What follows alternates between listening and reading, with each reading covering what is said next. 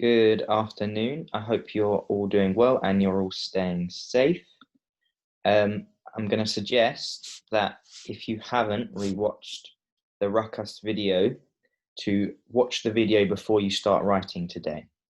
Okay, I'm going to write a small piece of writing, carrying on from the example that you can find in your literacy pack. So I'm going to read the first bit to you, and then I'm going to continue the writing on. So, suddenly, the train bumped on the track and the rare diamond was thrown across the crate. "You double-crossing traitor! Call yourself a twin?" Jason shouted angrily, lassoing a length of rope around Frank's ankle. So I'm going to start off my piece of writing with a fronted adverbial.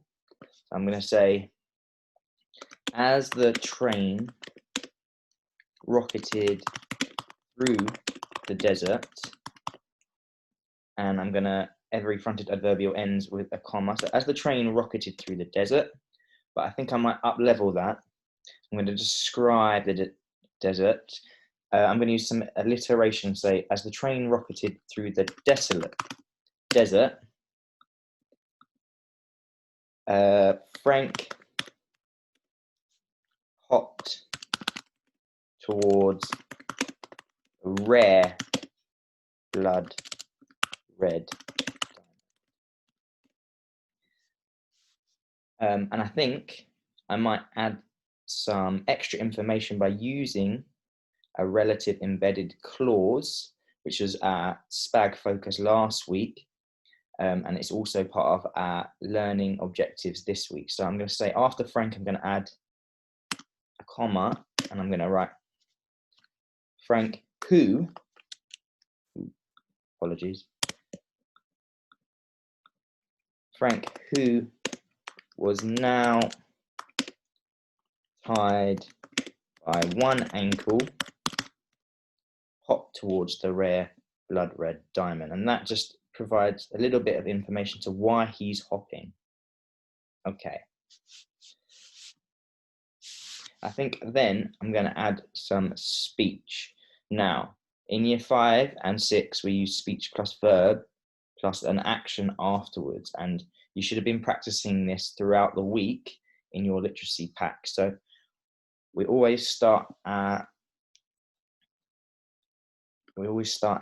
speech with a 66 and then a capital letter. So I'm going to say you are, so you're not going anywhere.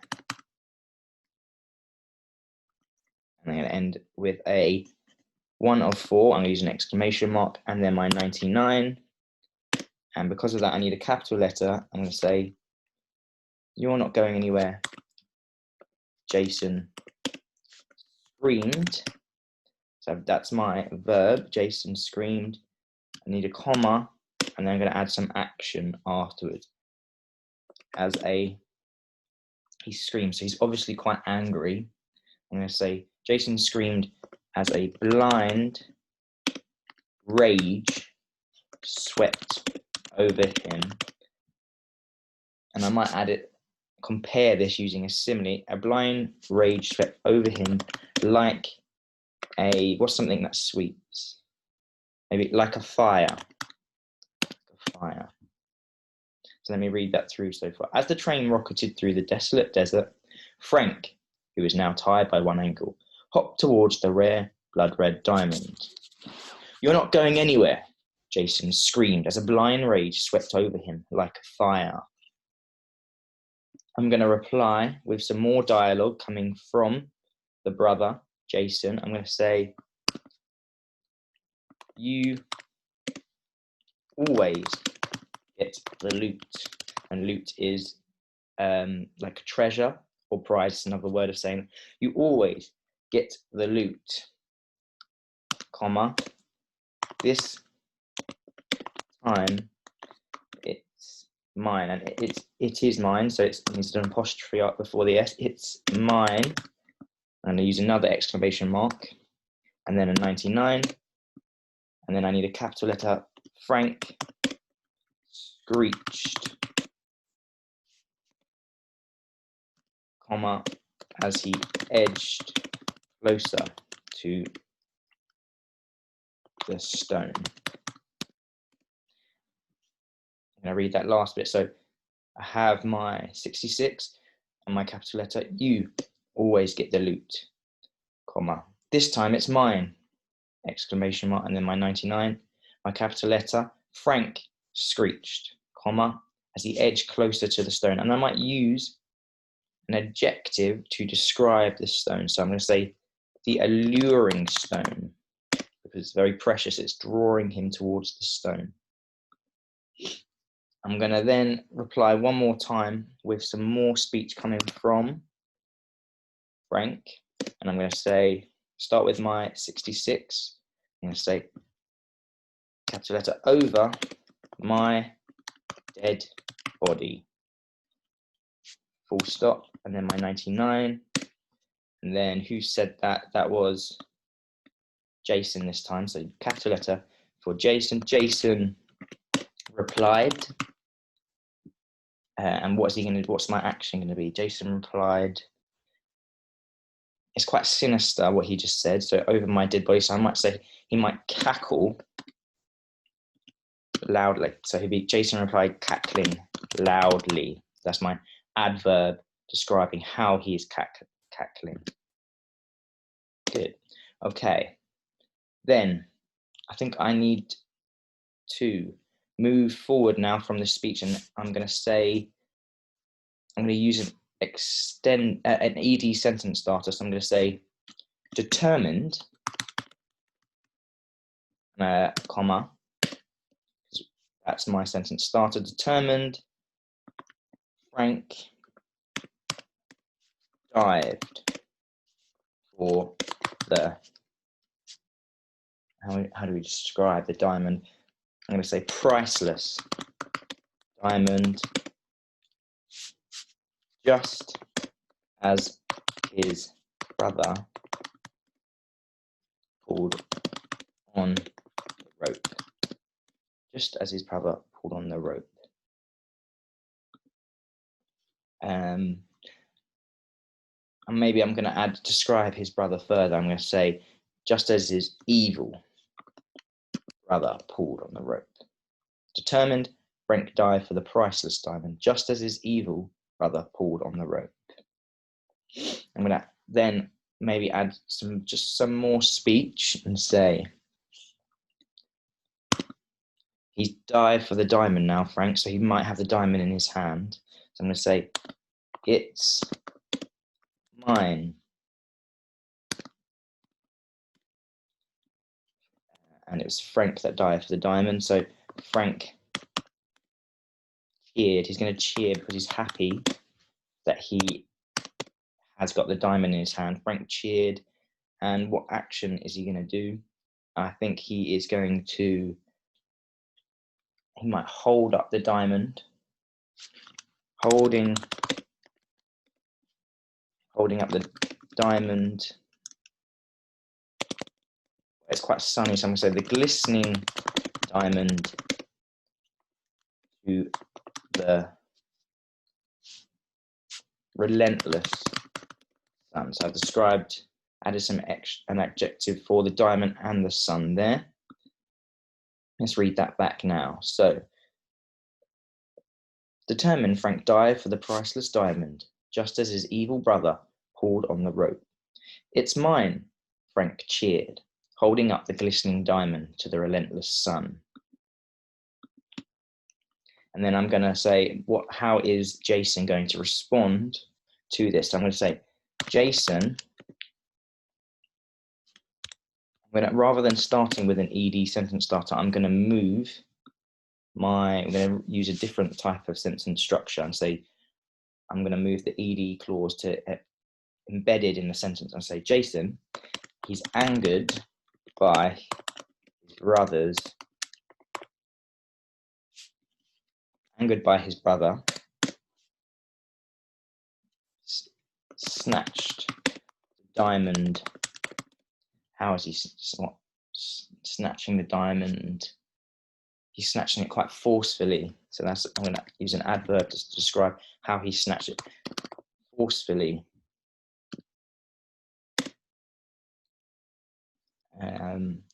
Then I'm going to say, add a bit more speech to move the plot forward and say, no. And I'm going to use an exclamation for this. No. Have my 99. And this is going to be Frank, because he's just lost the diamond. It's been snatched from him. Frank bellowed. And what action should I add here? I'm going to say Frank bellowed as the diamond hurtled out of his brother's hand, out of his brother's hand, and we need an apostrophe there for brother's hand. Okay, I might read this bit first. So, as the train rocketed through the desolate desert, Frank, who was now tied by one ankle, hopped towards the rare blood-red diamond. "You're not going anywhere," Jason screamed as a blind rage swept over him like a fire. "You always get the loot. This time, it's mine," Frank screeched as he edged closer to the alluring stone. "Over my dead body," Jason replied, cackling loudly. Determined, Frank dived for the priceless diamond just as his evil brother pulled on the rope. "It's mine," Frank cheered, holding up the glistening diamond to the relentless sun. Jason, angered by his brother, snatched the diamond forcefully. "No!"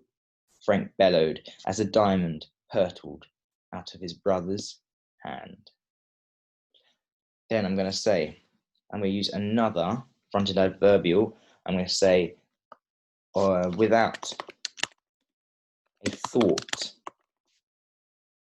because in the video his brother dives off the train to try and get the diamond. Without a thought, Frank lunged off the train to catch his treasure.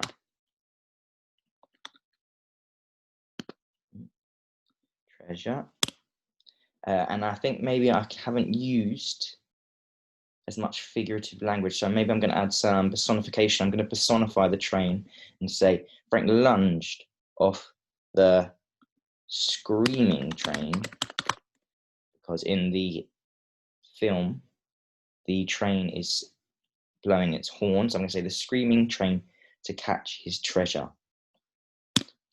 Then I'm going to use another ED sentence starter. I'm going to say he is surprised. So surprised, what's he surprised by? He's surprised that he caught the diamond. Frank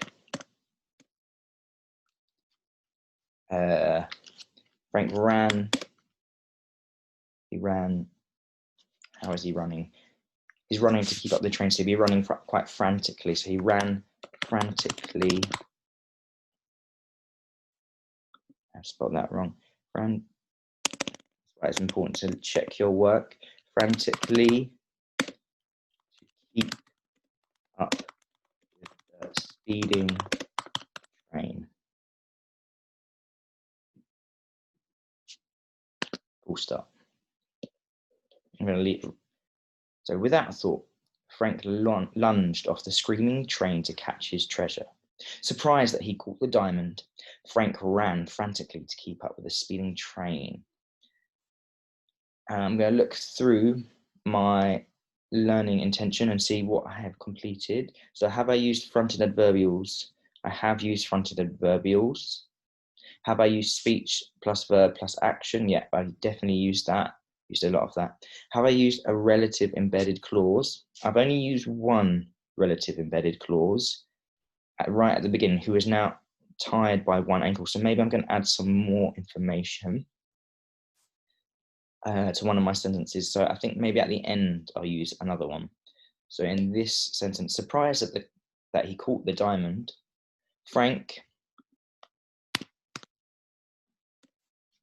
he's just jumped off the train. So surprised that he caught the diamond, Frank, who landed on soft orange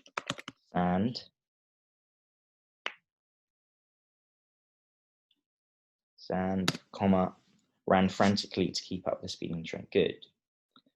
And then I've used similes. I've used alliteration at the beginning, the desolate desert. I haven't used a metaphor, but I've used some personification. So I feel like I have used enough figurative language. If you want, you can try and use a metaphor as well. And have I used ED sentence starters? I have used ED sentence starters, and I've also changed the structure around so that my ED clause is in the middle, embedded in this sentence here. Jason, comma, angered by his brother, snatched the diamond forcefully. Okay. Good luck with your writing. I hope this helps. And please send me any of the work you completed, and I can give you some comments and maybe tell you how you can up-level your work. Hopefully I'll see you soon, and stay safe. Bye.